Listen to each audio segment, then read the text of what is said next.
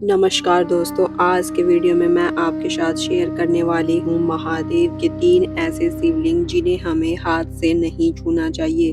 वैसे तो महादेव के किसी भी शिवलिंग को हमें हाथ से नहीं छूना चाहिए। शिवलिंग की पूजा हमें दूर से हाथ जोड़कर प्रणाम कर कर ही करनी चाहिए।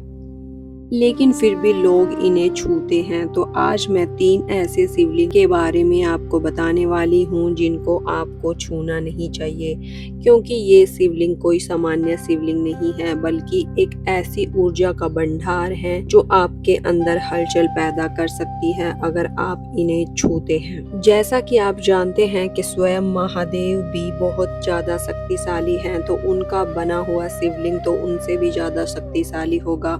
और अगर ऐसा शिवलिंग हो जो महादेव के शरीर से ही बना हो, तो उसे तो आप भूलकर भी हाथ मत लगाइए।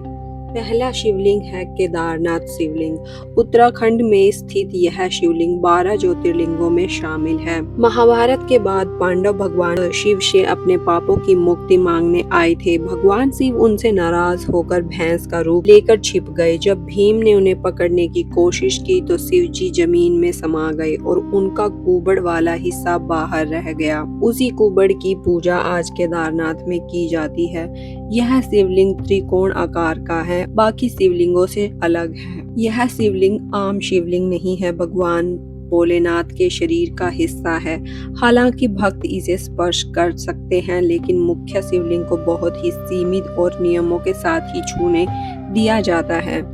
मान्यता है कि इसकी ऊर्जा इतनी प्रबल है कि साधारण मनुष्य के बस की बात नहीं है इसे संभालना। यहाँ तक भी कहा जाता है कि यदि व्यक्ति सीधे इस शिवलिंग को छूता है तो उसकी मानसिक जो हालत होती है वो थोड़ी सी विचलित हो जाती है। और दूसरा कारण ये भी है कि यहाँ पर आने वाले लाखों भगत अगर शिवलिंग को छूते रहेंगे तो शिवलिंग के अपवित्र होने का भी खतरा बना रहता है। यही वजह है कि इस शिवलिंग को आपको दूर से हाथ जोड़कर ही प्रणाम करना चाहिए। यदि कोई आपको ये कहता है कि आप इसे छू सकते हैं, फिर भी आपको इसे छूना नहीं चाहिए। शिवलिंग को आपको दूर से ही प्रणाम कर कर भगवान को याद कर कर अपने पास महसूस करके यहाँ प्रणाम करना चाहिए। दूसरा शिवलिंग है अमरनाथ शिवलिंग।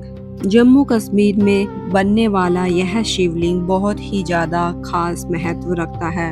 यह शिवलिंग अपने आप हर साल बर्फ से बनता है। इसका आकार भी हर समय बदलता रहता है। कहा जाता है कि भगवान शिव ने माता पार्वती को अमरत्व का रहस्य इसी गुफा में बताया था। उस समय उन्होंने सब जीव जंतुओं को दूर कर दिया था ताकि कोई यह रहस्य सुन न सके। यह शिवलिंग हर साल बर्फ से अपने आप बनता है और फिर पिघल जाता है। यह शिवलिंग को छूना पूरी तरह से बंद किया गया है। यह सुरक्षा कारणों के कारण भी है, और क्योंकि यह शिवलिंग बर्फ से बनता है, इसे छूने से यह जल्दी पिघल सकता है। शिवलिंग को तो छूने की बिल्कुल मनाही है।